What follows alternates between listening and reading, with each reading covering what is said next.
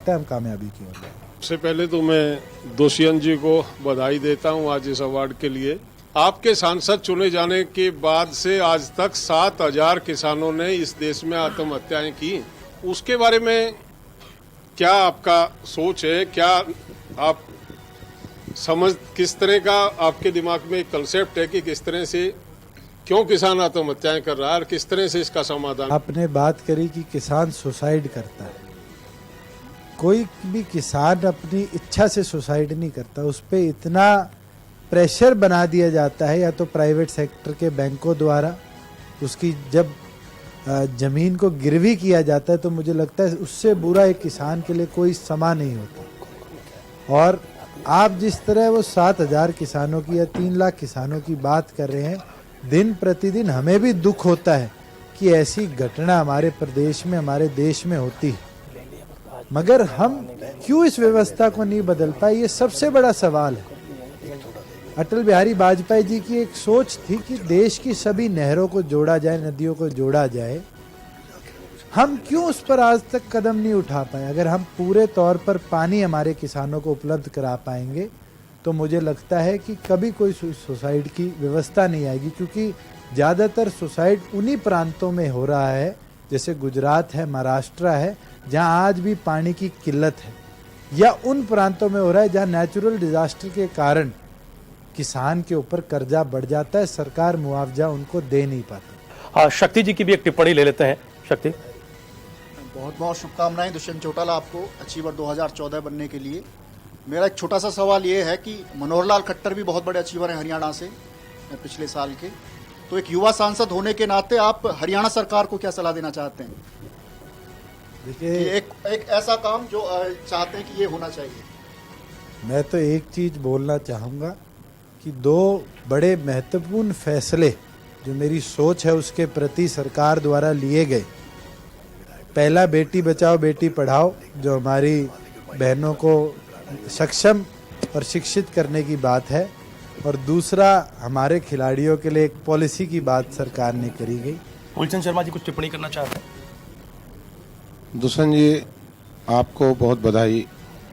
मेरा एक प्रश्न है कि जो सिरसार हिसार का के अलावा हरियाणा में और भी किसान रहते हैं, या दक्षिणी हरियाणा है, जो पानी पीने के लिए, खेती की तो बात छोड़िए, जो पानी मांगता है, पीने के लिए पानी नहीं मिलता।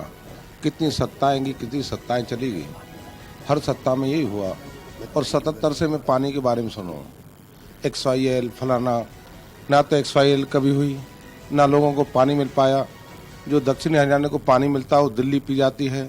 क्या हरियाणा, हिसार और सिरसा के अलावा भी कहीं आप निकलेंगे? दक्षिणी हरियाणा में पलवल है, फरीदाबाद है, महेंद्रगढ़ है, रेवाड़ी है, भिवानी है, जहाँ लोग पानी मांगते हैं। क्या इनको भी आप पानी के बारे में कभी सोचेंगे आप आगे? बिल्कुल। अब तक तो जो रहा है, आज तक तो ये रहा है कि आज लोग पानी मांगते हैं, खेती की तो बात छोड़, पीने का पानी नहीं है। तो मेरी इस पे आपकी क्या सोच रहेगी? बिल्कुल मूलचंद जी, आपने जो सवाल पूछा, आपने एक राजनीतिक रूप देकर बड़ा अच्छा प्रश्न पूछा, और मैं स्वागत करता हूं इस सवाल का, क्योंकि कोई SYL सिरसा हिसार की बात नहीं करती, वो पूरे हरियाणा को पानी उपलब्ध कराने की बात करती है। चौधरी देवीलाल ने जब लड़ाई लड़कर आपके गुड़गांव कनाल का निर्माण शुरू किया, जो आज अलवर तक पानी लेकर जाती है, वो कोई अकेले हरियाणा के लिए पानी के लिए नहीं थी, अलवर तक, राजस्थान के अंदर बैठे प्यासे लोगों को पानी पहुंचाने की बात थी। आज हमने पानी का मुद्दा उठाया है। मैं SYL को एक तरफ छोड़ता हूँ, मैं आपको हर पार्टी से संबंधित लोग बैठे हैं, और सबसे अपील करता हूँ मेरी इस मुहिम में मेरा साथ दें। यमुना के अंदर पानी आता है, 3 नदियाँ एक होकर यमुना बनती है, और वो हरियाणा और उत्तर प्रदेश को बांटती हुई और उत्तर प्रदेश के अंदर समा जाती है। जहाँ वो 3 नदियाँ हैं, वहाँ एक समय चौधरी देवीलाल का प्रपोजल था कि 3 बांध बना दिए जाए। आज हरियाणा को यमुना का 2000 क्यूसेक पानी मिलता है जी। अगर वो 3 बांध बना दिए जाएंगे तो हमें 5,500 क्यूसेक पानी मिलेगा, और अगर 5,500 क्यूसेक पानी हरियाणा को मिलेगा तो जिस तरह हमने दिल्ली को 1000 क्यूसेक पानी दिया है, उससे उसकी वजह से हमारे को कोई नुकसान नहीं होगा। दिल्ली को भी हम पानी दे पाएंगे उन डैम से जी। और साथ ही साथ हरियाणा के अंदर 3,500 क्यूसिक सरप्लस पानी लेकर आएंगे, जिससे मुझे नहीं लगता कि महेंद्रगढ़ की जो चोटी भी है वो भी सूखी रहेगी, उसको भी हरा बनाने का हम काम करेंगे। बहुत धन्यवाद। अब आमंत्रित करना चाहेंगे संपादक इंडिया न्यूज हरियाणा रोहित सावल को कि वो प्लीज स्टेज पर आए और धन्यवाद ज्ञापित करें।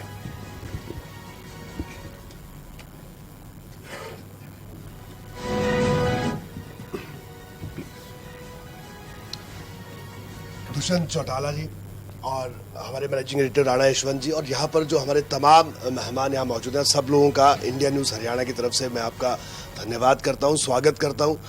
और इंडिया न्यूज़ हरियाणा की एक सोच कि निष्पक्ष खबर दिखाए, चाहे सत्ता पक्ष हो, अगर सत्ता पक्ष गलत करता है तो इंडिया न्यूज़ हरियाणा सबसे पहले वो बात दिखाएगा, वो खबर दिखाएगा।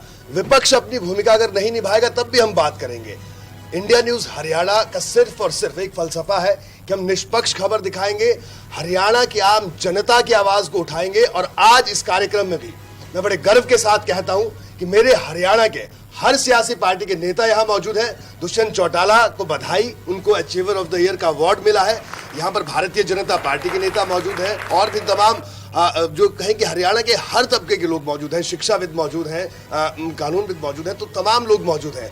यही इंडिया न्यूज़ हरियाणा की खासियत है, क्योंकि इंडिया न्यूज़ हरियाणा पूरे हरियाणा को अपना परिवार मानता है। और हरियाणा की अगर हमें लगता है कि अगर हरियाणा के हक और हुकूक की बात कोई नहीं करेगा तो उसे भी हम दिखाएंगे, और जो करेगा वो उसे भी हम दिखाएंगे। वो किसी पार्टी से, किसी भी राजनीतिक दल से संबंध रखता हूं, इतना ही कहूंगा। और आखिर में मैं हमारे मैनेजिंग एडिटर राणा यशवंत जी से कहूंगा कि वो 2 शब्द कहें और विधिवत इस कार्यक्रम की, आज के इस कार्यक्रम का समापन करें। और दुष्यंत चौटाला जी को एक बार फिर से बधाई, पूरे हरियाणा की तरफ से बधाई। और युवा है, कर्मठ है, जुझारू है, ये जज्बा बना रहे ताकि इंडिया न्यूज़ हरियाणा इस तरह से सम्मान करता रहे आपको और आप जैसे तमाम युवाओं को, चाहे वो दूसरी पार्टी से हो। राणा जी धन्यवाद रोहित। आप सभी मेहमानों का, दुष्यंत का बहुत बहुत धन्यवाद कि आप लोग आए, हमारे इस कार्यक्रम में शामिल हुए। दुष्यंत को बहुत सारी शुभकामनाएं भी। आप नौजवान नेता हैं, हरियाणा की उम्मीद है, हरियाणा की राजनीति नए सिरे से कैसे आगे बढ़े, हरियाणा के लोगों की उम्मीदें कैसी पूरी हों। हरियाणा में बहुत सारे सवाल हैं जो हैं यहाँ आपके इस आयोजन में उठे हैं। मुझे लगता है कि बुनियादी सवाल हैं, बड़े सवाल हैं। इन सवालों का समाधान राजनीति के जरिए ही हो सकता है, और राजनीति जब तक लोगों के सरोकार से नहीं जुड़ती है तब तक वो जनता की उम्मीदों पर खड़ा नहीं उतरती है। आप हरियाणा की उम्मीद हैं, आप अपनी पार्टी की उम्मीद हैं। आप जैसे नेताओं के जरिए हरियाणा की राजनीति, हरियाणा का समाज, हरियाणा की सत्ता, यह तीनों आगे बढ़े, यह हमारी शुभकामना है। और जहां कहीं भी हरियाणा के लोगों की ज़रूरत होती है, हरियाणा न्यूज़ हमेशा खड़ा है आपके हक में। आपके लिए बहुत बहुत शुक्रिया, बहुत बहुत धन्यवाद। बहुत बहुत शुक्रिया सभी का आने के लिए, इस कार्यक्रम में हिस्सा लेने के लिए। हमने कार्यक्रम की शुरुआत की थी हंसी की फुलझड़ियों के साथ। हम चाहते हैं कि इस कार्यक्रम का समापन भी कुछ उसी तरह की हंसी की फुलझड़ियों के साथ हो। गुड्डू जी, कुछ हो जाए। Thank you sir. मैं बात करता हूं संस्कृति की परिवर्तन की। हम 1977 में कॉलेज में गए और हमें बड़ा फक्र है कि 1978 में सो देवीलाल जी ने बस पास शुरू कर दिया, जिससे आम बच्चा पढ़ने लगा। तो बड़ी सुविधा थी, कोई बूढ़िया चढ़ती उसको सीट देते, बूढ़ा चढ़ता सीट देते, कोई ऐसी बहन जी चढ़ती जिसने गोदी में बालक ले रखा है उसको सीट मिलती। आजकल बड़ा गड़बड़ हो गया, सीट नहीं देते। बूढ़िया चढ़ी बस में, चश्मे घर भूल, आंख बनवारी, दिखाई नहीं दे रहा, अरे दे दो सीट। 3 बैठे मेरे वर्गे पागल से बोला ताई आगे चल। 3 बीरबानी बैठी है, बेटी दे दो सीट, ताई आगे चल। जो बात कर आगे डगा दे, आखिर में जाके बेचारी ड्राइवर के बैक साइड में ऊपर तो डंडा पकड़ के खड़ी होगी। लो जी, ड्राइवर बोला ताई मेरा परना ले ले, तू बुढ़ी है, तेने कौन सीट देगा। तभी आगे एक बस रुकी, एक यंकी शंकी सी जो ना लेडी, आजकल फैशन भी अजीब सो हो गए, बीड़ी बीड़ी पजामी, ढीला ढीला जम्फर, सिर पर चश्मे दर्री, जानू जरूरत पड़ के मुंदी मार रखी, सब फैशन दिखे। अब वो चलने के बाद आगे लड़के बैठे, बोला मैडम यहाँ आ जाओ। बोला नहीं मैं खड़ी हूँ। बोला कमाल है, ऐसे कैसे खड़ी हो, लेडी खड़ी रहे, जेंट्स बैठे। नहीं मैडम ये तो गड़बड़ हो जाएगा, आज एडजस्ट करांगे। वो बुढ़ी तो बैठा ही नहीं, और वह युवा थी, वह बैठा ली। फिर हंसी बुढ़िया, एक बन जवानों की तरफ देख के हंसी। फिर मैडम ने नहीं बोली बैठ ले बेटी, बैठ ले, 5-7 साल इन छोरा दो रहे, फिर तन्ने भी बोनट पर जगह मिलेगी। तो ये परिवर्तन है। बहुत धन्यवाद गुरु जी, बहुत धन्यवाद आप सभी का इस कार्यक्रम पे आने के लिए, इसका हिस्सा बनने के लिए। दुष्यंत जी, आपको एक बार फिर से बहुत बहुत बधाई और बहुत बहुत धन्यवाद आपका।